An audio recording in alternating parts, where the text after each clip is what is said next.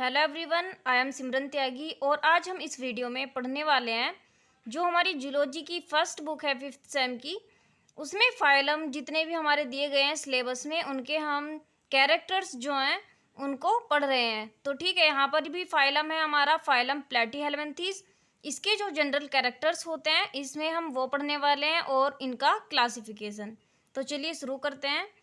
Phylum Platyhelminthes में क्या क्या होता है। ठीक है, प्लेटीहेल्मिन्थीज शब्द का प्रयोग सर्वप्रथम जेंजीबोर जो कि एक साइंटिस्ट थे, उन्होंने 1859 में क्या क्या था कि ने उन चपटे जीवों के लिए क्या था जो अदेहगुहिक त्रिकोरकी तथा द्विपार्श्व सम्मित थे।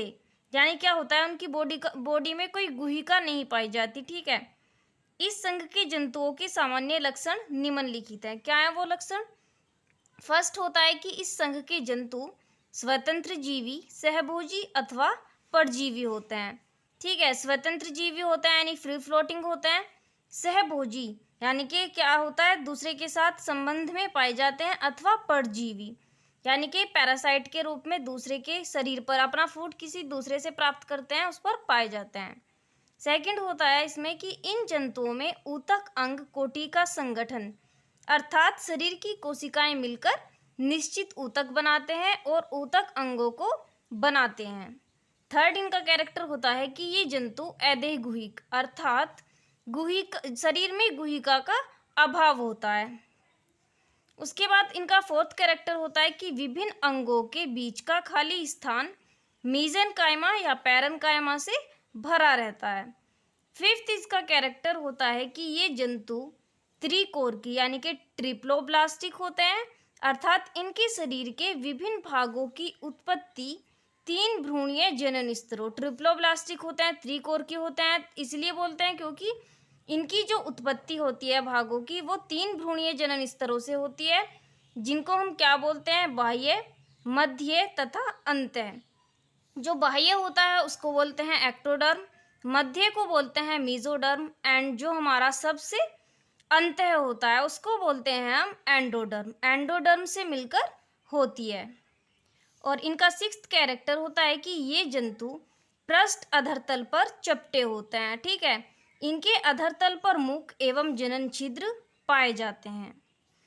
सेवंथ दिया गया है कि वर्ग सिस्टोडा तथा गण एसिला को छोड़कर अन्य सभी जंतुओं में एक अपूर्ण तथा शाखित आहार नाल उपस्थित होती है।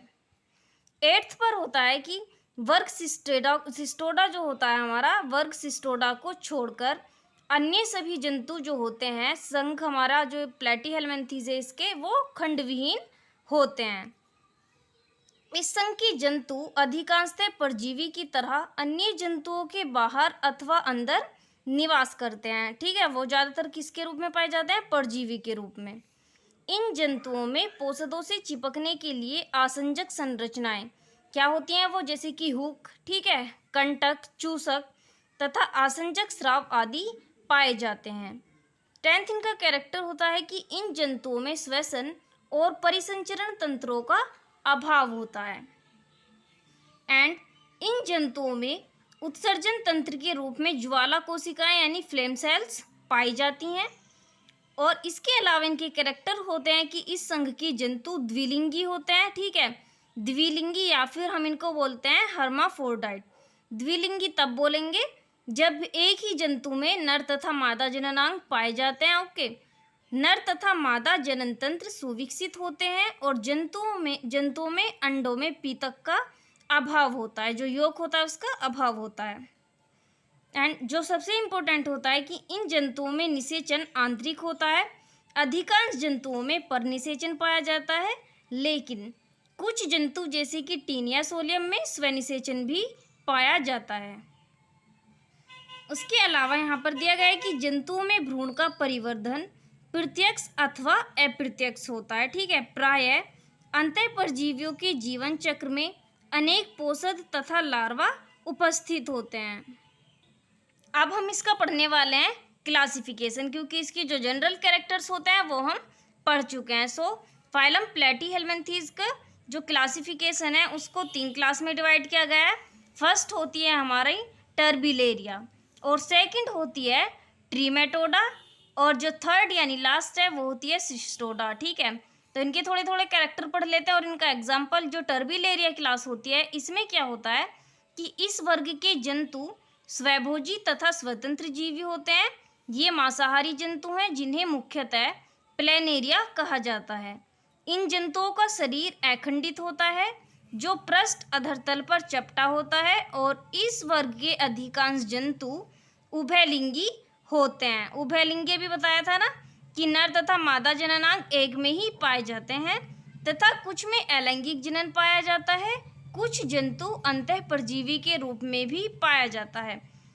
अंतःपरजीवी क्या होंगे? ऐसे पैरासाइट जो क्या है कि मानव में या फिर जो एनिमल्स यानी ह्यूमन बींग्स या एनिमल्स के अंदर पाए जाए। परजीवी एक होता है कि वो कहाँ पाया जाएगा? शरीर के बाहर, लेकिन जो शरीर के अंदर पाया जाता है वो उसको बोलते हैं हम अंतःपरजीवी। इसका एग्जाम्पल है हमारा कॉन्वोल्यूटा। और जो हमारी क्लास सेकंड है इसकी ट्रिमेटोडा, इसमें किस प्रकार के जंतु पाए जाते हैं, उनके क्या कैरेक्टर होते हैं, तो एग्जाम्पल और इनके कैरेक्टर देखते हैं कि इस वर्ग के जंतु बाह्य तथा अंतःपरजीवियों की भांति पाए जाते हैं जिन्हें फ्लूक कहा जाता है। इन जंतुओं का शरीर भी अखंडित होता है और इन जंतुओं में पोषकों से चिपकने हेतु चूसक तथा हुक्स पाए जाते हैं।